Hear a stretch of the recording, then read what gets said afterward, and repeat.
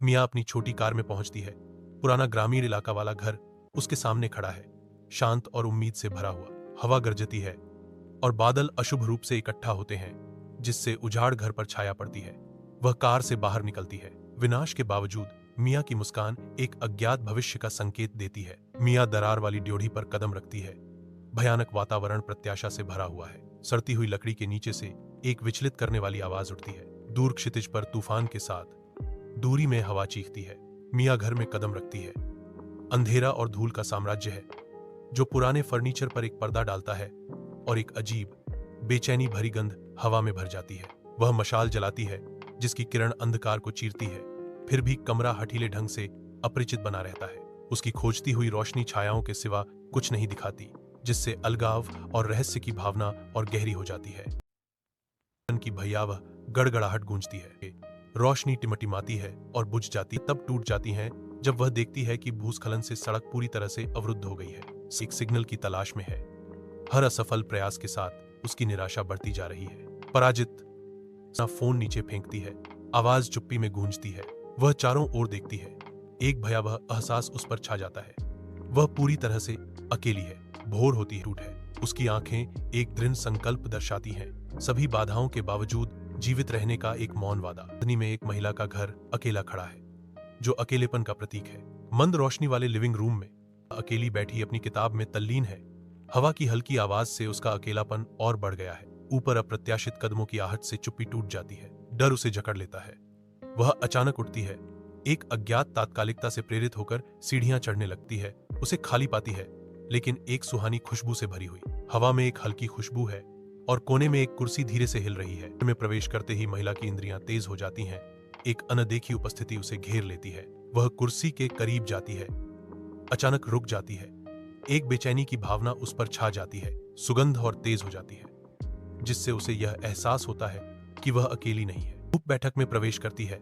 धूल भरी हवा को रोशन करती है, जहां मिया डिब्बाबंद भोजन खाती है। हर निवाला अत्यधिक सावधानी से लिया जाता है। उसके चारों ओर किताबें बिखरी हुई हैं। अपने शयनकक्ष की मंद रोशनी में मिया अपनी डायरी में लिख रही है। उसका चेहरा भावनाओं से भरा हुआ है। जब वह अपने गहरे विचारों और डर को रिकॉर्ड करती है, तो उसके चारों ओर परछाइयां झिलमिलाती हैं। उसकी आवाज अंधेरे में मुश्किल से एक फुसफुसाहट उसकी चिंता को दर्शाती है। क्या ये सब कभी खत्म होगा? मिया एक अनदेखी शक्ति से प्रेरित होकर घर में घूमती है। उसकी हर आहट चुप्पी में गूंजती है। वह डरावनी धुन बस पहुंच से बाहर नाचती है, जो उसकी तन्हाई की लगातार याद दिलाती है। उसकी निराशा तब और बढ़ जाती है जब वह मायावी गाना जवाबों की तलाश में उसका मजाक उड़ाता है। घना कोहरा जंगल में भारी लटका हुआ है, जो सब कुछ रहस्य के पर्दे में ढंक रहा है। एक आदमी धुंध से भरे पेड़ों से निकलता है। उसके फटे कपड़े उसके संघर्ष का स्पष्ट प्रमाण है। उसकी निगाहें दूर के एक लिविंग रूम पर टिकी हैं। हवा में एक डरावनी धुन गूंज रही है। उसकी पर खड़ी है। डर और भ्रम उसके चेहरे को बिगाड़ रहे हैं। मिया सीढ़ियों के नीचे की छाया में प्रवेश करती है। उसकी खोज उसे एक गुप्त दराज की ओर ले जाती है। वह अपनी दादी की डायरी निकालती है, जिसके पन्ने उम्र और रहस्यों से पीले हो गए हैं। जैसे ही मिया पढ़ती है, एक पारिवारिक अभिशाप के भयानक शब्द पन्नों से उछल पड़ते हैं। अलगाव के 20 दिन, जिसकी निगरानी the keeper of the house द्वारा की जाती है। उसका दिल उसकी छाती में धड़कता है, पिछली पीढ़ियों के डर को दोहराता है। मिया अपने कमरे में कांप रही है, एक डायरी पकड़े हुए। अलगाव की एक ठंडी भावना से अभिभूत है। डायरी एक फ्लैशबैक दिखाती है। एक युवा लड़की, मिया की दादी, उसी कमरे में डर से जकड़ी हुई है। वह मुझे देख रहा है। मुझे पता है ये भयावह शब्द पृष्ठ से उछलकर आते हैं, जो मिया के डर को बढ़ा रहे हैं। मिया डायरी बंद कर देती है।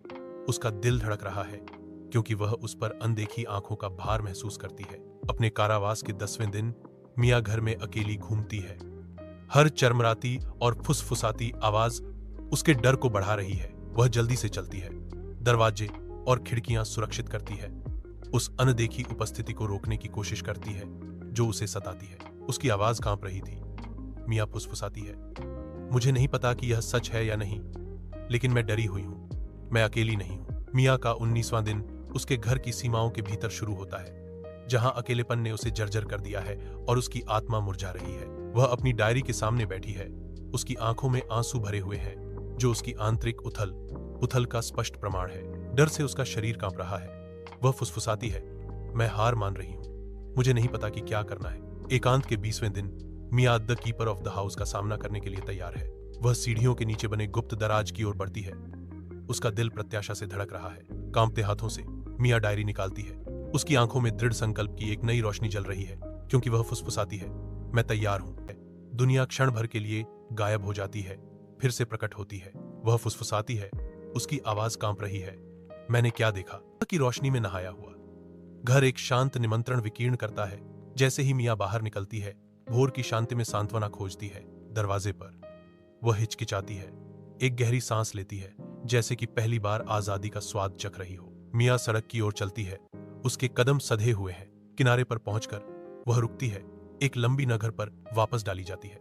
उसके चारों ओर दुनिया रंगों से फूट पड़ती है, जो उस शांति के बिल्कुल विपरीत है जिसे वह पीछे छोड़ जाती है। एक मध्यम आयु का आदमी बरामदे पर खड़ा है, उसकी शांत मुस्कान मियाँ पर टिकी हुई है। जैसे ही मियाँ देखती है, उसके चारों ओर का घर फीका पड़ने लगता है, जो एक धुंधली धुंध में समा जाता है। घर गायब हो जाता है, केवल खालीपन छोड़ जाता है। फिर भी आदमी की मुस्कान अटूट रहती है।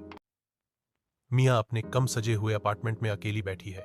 दबी हुई शहर की आवाजें उसके अलगाव को बढ़ा रही हैं। उसके चेहरे पर राहत और बचे हुए डर का मिश्रण अंकित है। उसके कांपते हाथों ने जर्नल को बंद कर दिया, रहस्यों को सील कर दिया। मियाँ अपने अपार्टमेंट में व्यवस्थित रूप से घूमती है, प्रत्येक खिड़की और दरवाजे को अनदेखे खतरों से सुरक्षित करती है।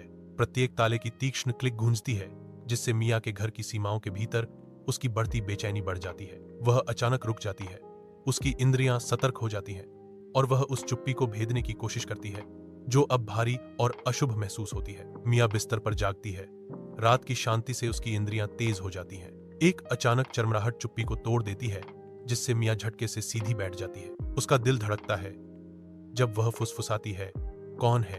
एक कैफे में मियाँ सामान्य दिखने का दिखावा करने की कोशिश करती है, लेकिन उसकी आंखें लगातार इधर उधर घूमती रहती हैं, जो उसकी आंतरिक उथल पुथल को दर्शाती है। उसकी सहेली उसका ध्यान भंग देखती है, पूछती है, क्या हुआ मियाँ, तुम ठीक हो? मियाँ जवाब देती है, हाँ मैं ठीक हूँ, बस थोड़ी थकी हुई हूँ। लेकिन उसके शब्दों में दृढ़ता की कमी है।